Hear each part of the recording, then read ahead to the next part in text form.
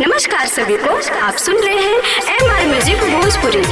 आई चाचा चाची भैया भाभी काका काकी हमार जितेंद्र भैया जौन भाग 1 बनियापुर क्षेत्र से जिला परिषद से उम्मीद लेके आइल बने।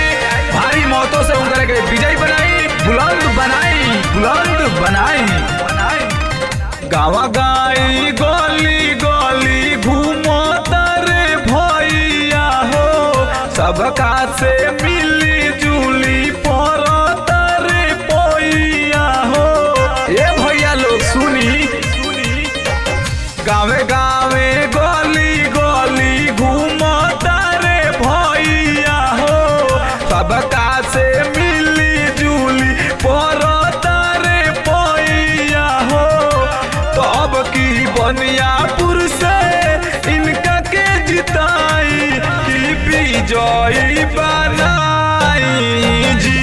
तो अब की बनियापुर से इनका के जिताई की विजयी बनाई जी। आई चाचा चाची भैया भाभी काका काकी हमार जितेंद्र भैया जौन भाग 1 बनियापुर क्षेत्र से जिला परिषद से उम्मीद लेके आइल बने। भारी मौतों से उनका के विजय बनाई, बुलंद बनाई।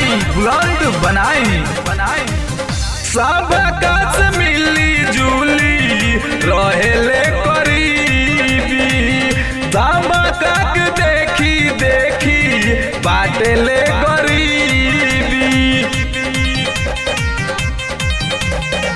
सबका से मिली जुली रहेले करीबी, सबका के देखी बाटेले गरीबी। तो अब की सबका के देखे दिखावे के बापी जई बनावे के बाजी। तो अब की सबका के देखे दिखावे के बापी जई बनावे के बाजी। जितेंद्र भैया जिंदाबाद जिंदाबाद जिंदाबाद।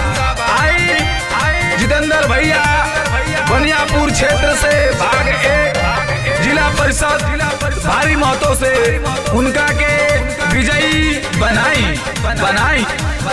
भूले न बुलावे के बा देवे के वोट हो, इनका के करे के बा अब की सपोर्ट हो। भूले न बुलावे के बा देवे के वोट हो, इनका के करे के बा अब की सपोर्ट हो। तो अब की